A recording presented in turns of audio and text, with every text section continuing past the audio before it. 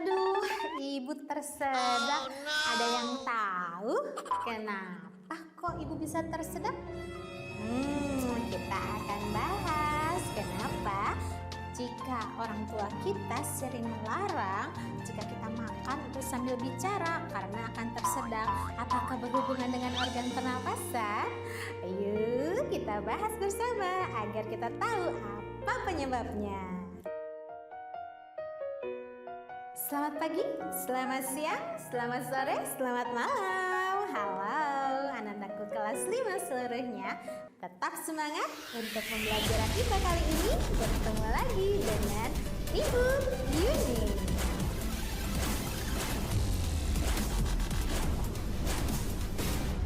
Nah, anak-anakku, untuk pembelajaran kita pada kali ini ada pada Quran Surat Al-An'am ayat 125.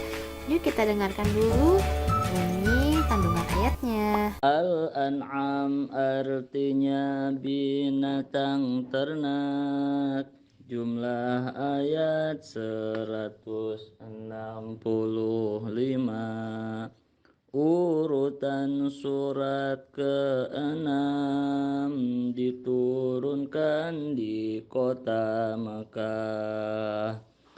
A'udzu billahi minasy syaithanir rajim.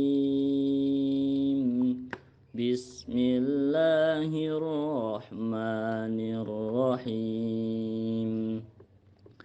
Faman yuridillahu an yahdiyahu yashrah sadrahu lil Islam.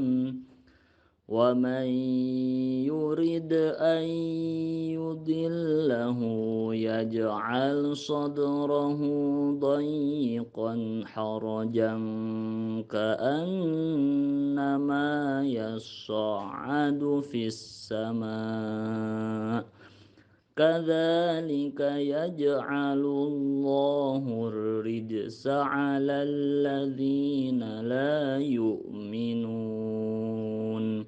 Shadaqallahul azim. Manusia tentunya harus bernapas. Kalau nggak bernapas berarti tidak hidup, betul ya? Nah, manusia ini bernapas tentunya membutuhkan oksigen.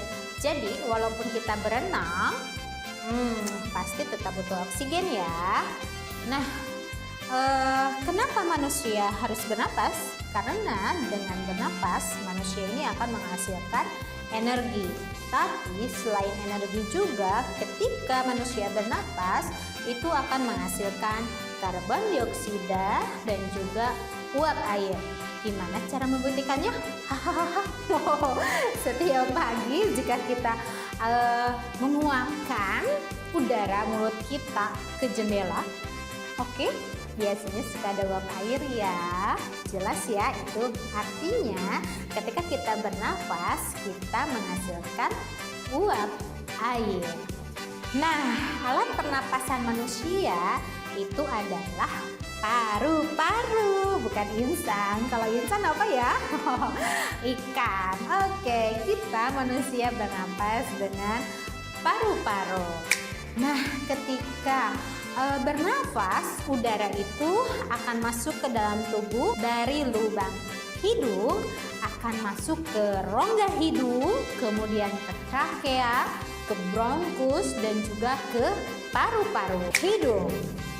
Proses pernapasan di hidung ini adalah penyaringan debu dan juga kotoran yang akan disaring oleh lendir dan juga rambut hidung.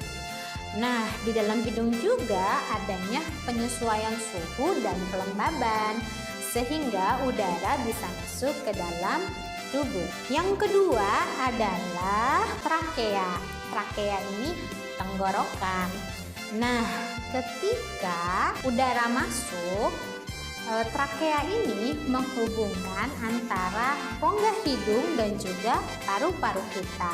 Di antara trakea dan juga paru-paru ini terdapat faring. Faring ini adalah pertemuan antara rongga rongga mulut dan juga rongga hidung. Nah, ketika kita tersedak, oh gitu, artinya makanan itu masuk keluar ke rongga hidung. Makanya hati-hati ya, ketika makan dilarang untuk berbicara. Yang selanjutnya adalah paru-paru. Paru-paru kita terletak di dalam rongga dada dan juga di atas diafragma. Diafragma itu sendiri adalah sekat di antara rongga dada dan juga rongga perut. Nah, di dalam paru-paru ini terdiri dari bronkus, bronchiolus, dan juga alveolus. Bronkus sendiri itu adalah batang tenggorokan yang bercabang dua menuju ke paru-paru kiri dan juga kanan. Kiri kanan ya. Nah, bronkus ini juga bercabang. Nah, cabang-cabang dari bronkus kita sebut sebagai bronchiolus. Nah, di setiap ujung dari bronchiolus itu disebut sebagai alveolus. Alveolus ini adalah tempat pertukarannya antara oksigen dan juga karbon dioksida. Jangan tertukar ya kalau manusia menghirup oksigen, sedangkan yang dikeluarkan adalah karbon dioksida.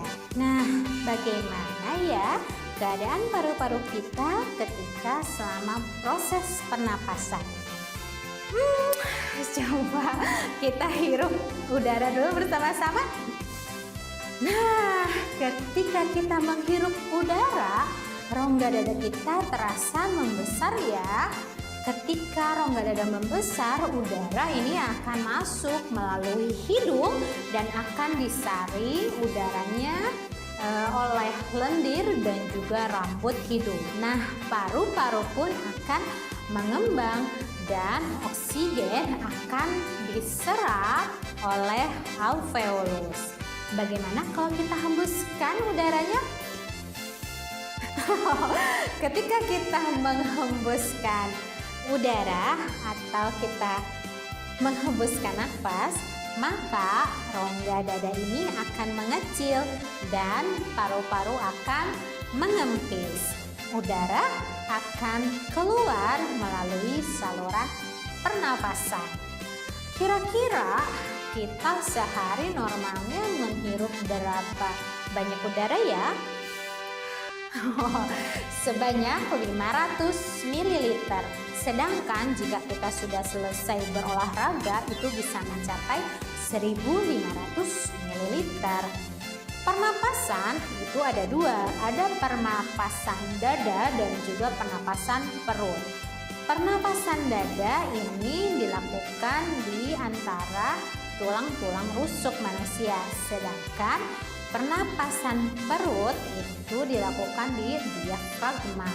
Namun, pernapasan dada dan pernapasan perut ini berlangsung secara bersamaan. Oke, Anandaku, untuk dapat lebih memperjelas bagaimana proses pernapasan pada manusia, Ibu Guru akan membuat alat peraga tentang organ pernapasan manusia. Yuk kita simak bagaimana cara membuatnya.